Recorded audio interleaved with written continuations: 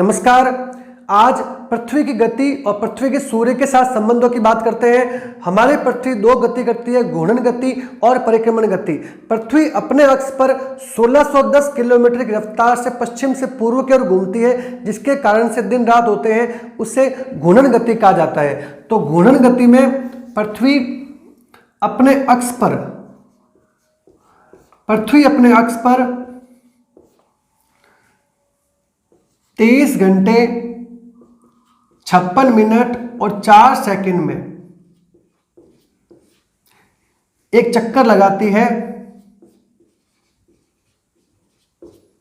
जिसके कारण से दिन रात होते हैं।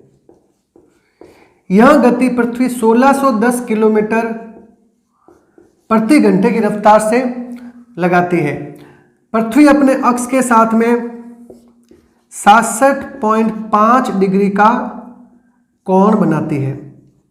यदि पृथ्वी अपने अक्ष के साथ में ये 67.5 डिग्री का कोण ना बनाए तो पृथ्वी पर दिन रात की अवधि हमेशा बराबर होगी।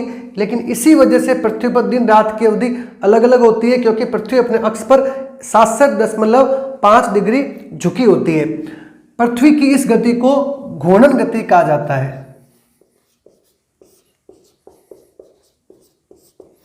और पृथ्वी पश्चिम से वेस्ट टू ईस्ट, पश्चिम से पूर्व की ओर घूमती है।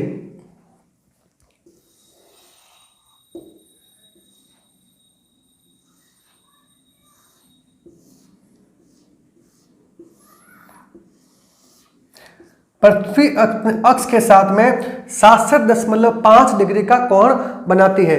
तो घूर्णन गति में पृथ्वी अपने ही अक्ष पर 1610 किलोमीटर प्रति घंटे की रफ्तार से घूमती है, जिसके कारण से दिन रात होते हैं। इस गति को घूर्णन गति कहा जाता है। अब बात करते हैं सोलर डे यानी सौर दिवस और नक्षत्र दिवस। सौर दिवस क्या होता है और नक्षत्र दिवस क्या होता है? सूर्य को गतिहीन मानते हुए जब पृथ्वी अपना दूरी पर एक चक्कर पूरा करती है, उसको सौर दिवस कहा जाता है। तो सौर दिवस की अवधि 24 घंटे होती है। इसी प्रकार एक मध्याह्न रेखा है, एक मध्याह्न रेखा से लगातार 2 बार नक्षत्र गुजरने के बीच की जो अवधि होती है, उसे सिडलर डे या नक्षत्र दिवस कहा जाता है। इसकी अवधि 23 घंटे 56 मिनट और 4 सेकंड की होती है। इसके बाद में बात करते हैं परिक्रमण गति की। पृथ्वी सूर्य के चारों ओर चक्कर लगाती है, जिसके कारण से ऋतुएं होती है। उस गति को परिक्रमण गति कहा जाता है। यह गति पृथ्वी 365 दिन 5 घंटे 48 मिनट और 46 सेकंड में पूरी करती है। तो घूर्णन गति की वजह से दिन रात होते हैं। परिक्रमण गति के अंतर्गत पृथ्वी सूर्य के चारों ओर चक्कर लगाती है, जिसके कारण से दिन रात ऋतुएं होती है। तो पृथ्वी सूर्य के चारों ओर चक्कर लगाती है और 29.8 किलोमीटर प्रति सेकंड की स्पीड से चक्कर लगाती है। इसकी वजह से ऋतुएं होती है। पृथ्वी सूर्य के चारों ओर दीर्घ वृत्ताकार कक्षा में चक्कर लगाती है और 365 दिवस 5 घंटे 48 मिनट और 46 सेकंड में पृथ्वी ये गति पूरी करती है। पृथ्वी सूर्य के चारों ओर दीर्घ वृत्ताकार कक्षा के अंदर चक्कर लगाती है। 29.8 किलोमीटर प्रति सेकंड की स्पीड से पृथ्वी चक्कर लगाती है और पृथ्वी इसके कारण से सूर्य की किरणें पृथ्वी के सापेक्ष अलग अलग पड़ती है, अलग अलग गोलार्धों के अंदर, जिसके कारण से ऋतुएं होती है। इसकी अवधि 365 दिवस 5 घंटे 48 मिनट और 46 सेकंड होती है। अब परिक्रमण गति को हम एक बार मैप से समझ लेते हैं।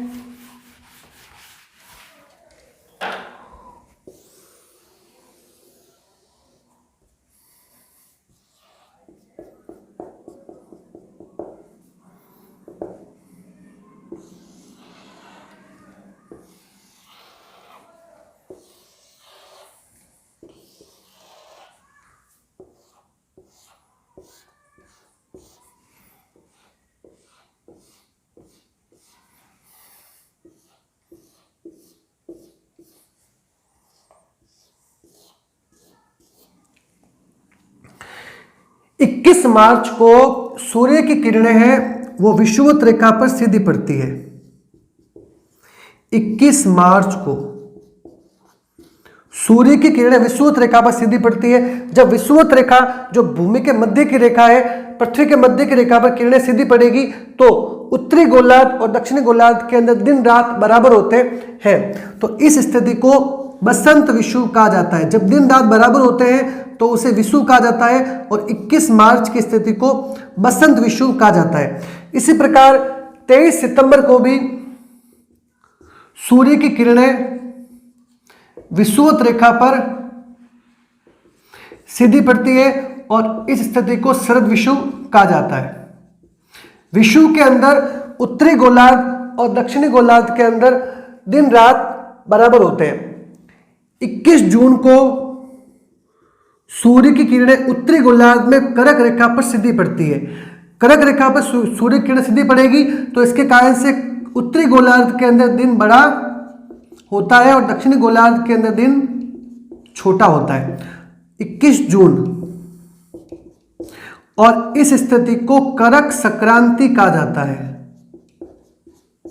इसी प्रकार 22 दिसंबर को सूर्य की किरणें मकर रेखा पर सीधी पड़ती है, जिसके कारण से दक्षिणी ध्रुव के अंदर दिन बड़ा होता है और उत्तरी गोलार्ध के अंदर दिन छोटा होता है। दक्षिणी गोलार्ध के अंदर दिन बड़ा होता है और उत्तरी गोलार्ध के अंदर दिन छोटा होता है। तो पृथ्वी की स्थिति सूर्य के सापेक्ष इन 4 अलग अलग ढंग से रहती है। 21 मार्च और 23 सितंबर को सूर्य की किरणें विषुवत रेखा पर सीधी पड़ती है, जिसको विषुव कहते हैं, और दक्षिणी गोलार्ध उत्तरी गोलार्ध में दिन रात की अवधि बराबर होती है। 21 मार्च को बसंत विषुव और 23 सितंबर को शरद विषुव कहा जाता है। इसी प्रकार 21 जून को सूर्य की किरणें कर्क रेखा पर लंबवत पड़ती है, जिसके कारण से उत्तरी गोलार्ध में दिन बड़ा होता है और दक्षिणी गोलार्ध में छोटा होता है। इसको कर्क संक्रांति कहा जाता है। और 22 दिसंबर को सूर्य की किरणें मकर रेखा पर लंबवत पड़ती है, जिसके कारण से दक्षिणी गोलार्ध में दिन बड़ा होता है और इसे मकर संक्रांति कहा जाता है।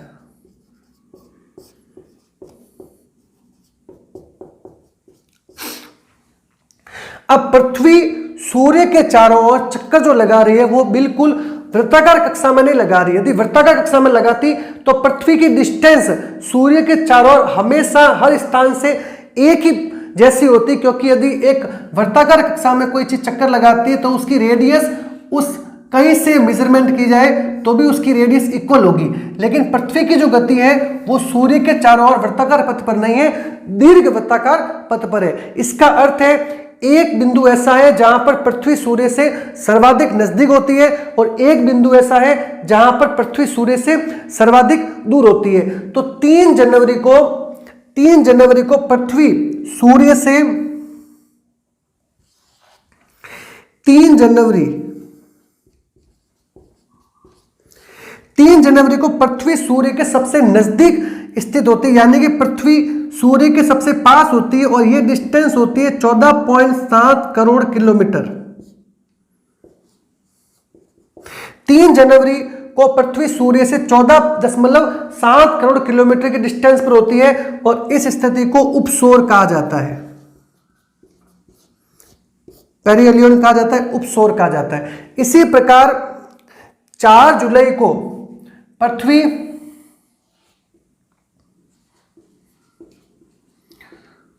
सूर्य से सबसे दूरी पर होती है, अर्थात 15.2 करोड़ किलोमीटर की डिस्टेंस पर होती है और इस स्थिति को अपसौर कहा जाता है। 3 जुलाई को उपसौर और 4 जुलाई की स्थिति को अपसौर कहा जाता है।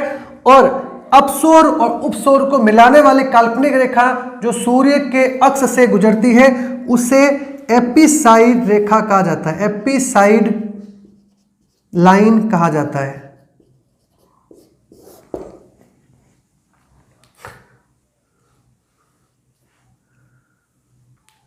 तो आज पृथ्वी के साथ में सूर्य के संबंध और गतियों में इतना ही। अगले वीडियो के अंदर मिलते हैं भूगोल के किसी और चैप्टर के साथ में। आपको ये वीडियो कैसा लगा इसके बारे में अपनी राय कमेंट बॉक्स में दीजिए और इस चैनल को सब्सक्राइब करें और वीडियो को अधिक से अधिक शेयर करें। धन्यवाद।